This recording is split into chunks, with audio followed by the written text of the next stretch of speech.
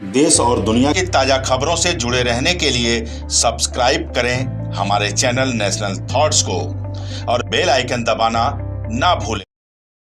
नमस्कार, national thought में आपका स्वागत है। इस वक्त हम खालसा कॉलेज में हैं और यहाँ के प्रिंसिपल जी हैं डॉक्टर जसविंदर सिंह सिंधु जी, जिनसे बात करेंगे। यहाँ पे सार्क सम्मेलन होने जा रहा है, अंतर्राष्ट्रीय पत्रकारों का एक सम्मेलन। बहुत बड़ी जिम्मेदारी मिली है खालसा कॉलेज को और डॉक्टर साहब से जानते हैं कि ये जिम्मेवारी कैसे आप आगे बढ़ाएंगे और किस तरह का ये एक प्रोग्राम होगा। सर, बहुत मेहरबानी जी, आप श्री गुरु तेग बहादुर खालसा कॉलेज में आए हो।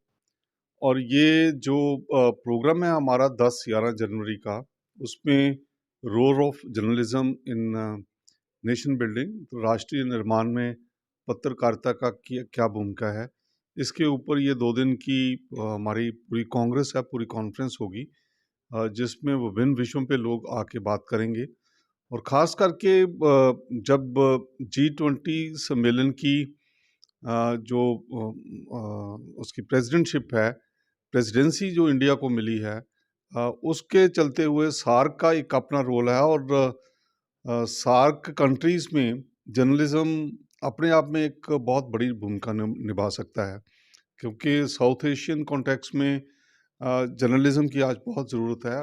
आज क्या विश्व में अगर हम देखें तो ज़्यादातर समस्या जो हैं वो आपस में कम्युनिकेशन ब्रेक होने की वजह से है। तो मुझे लगता है कि पत्रकारिता या जर्नलिज्म हमारी इस पीढ़ी को खास करके आपस में जोड़ने और आपस में विचार विटांदरा करने के लिए एक बहुत बड़ा प्लेटफॉर्म है।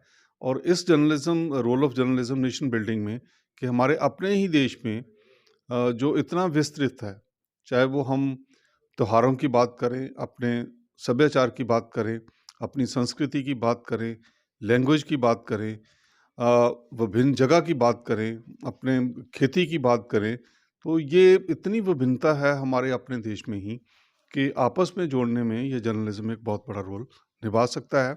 और हम कोशिश करेंगे कि जितने भी हमारे गेस्ट आएँ इस कॉन्फ्रेंस में, उनको हम जो है अच्छे तरीके से उनका लुक आफ्टर करें और एक दिए हुए लक्ष्य को पूरा करने में कोशिश करें। पहली बार ये जिम्मेवारी मिली है, कैसा लग रहा है आपको और इसका निर्वहन जो है कैसे करेंगे और कितने उत्साहित हैं कॉलेज के?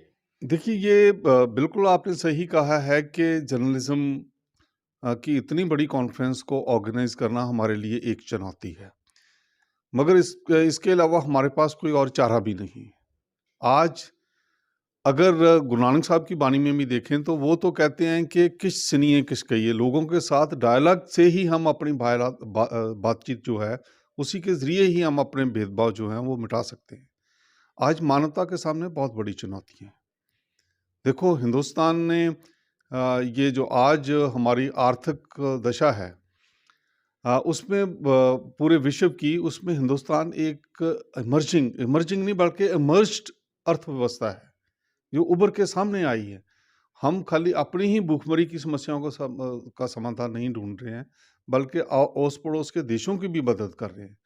तो मुझे लगता है कि ये देखो कि पूरे यूरोप में, जिसको हम कहते हैं कि ये तो विकसित देश हैं, उनमें आज एनर्जी क्राइसिस है, फूड की प्रॉब्लम है, कोविड के चलते हुए कितनी समस्याएं आई हैं।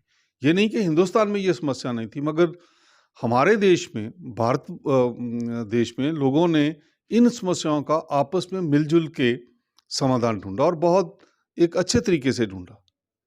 तो मुझे लगता है कि ये जर्नलिज्म, जो पॉजिटिव जर्नलिज्म है, वो हमारी युवा पीढ़ी को आगे ले जाने में, उनकी विचारधारा को आपस में जोड़ने में और देश को विकसित करने में और देश को ऊंचाइयों तक पहुंचाने में ऐसी कॉन्फ्रेंसेस बहुत ज़रूरी हैं। और हम अपना इसको पूरे तन मन धन से पूरा करने की कोशिश करें। यह सम्मेलन ऐसे दौर में हो रहा है जब पूरे विश्व में एक तरफ जहां युद्ध चल रहा है, दूसरी तरफ आतंकवाद मुंह फैलाए हुए है। ऐसे में ये कितना महत्वपूर्ण होगा दुनिया के लिए?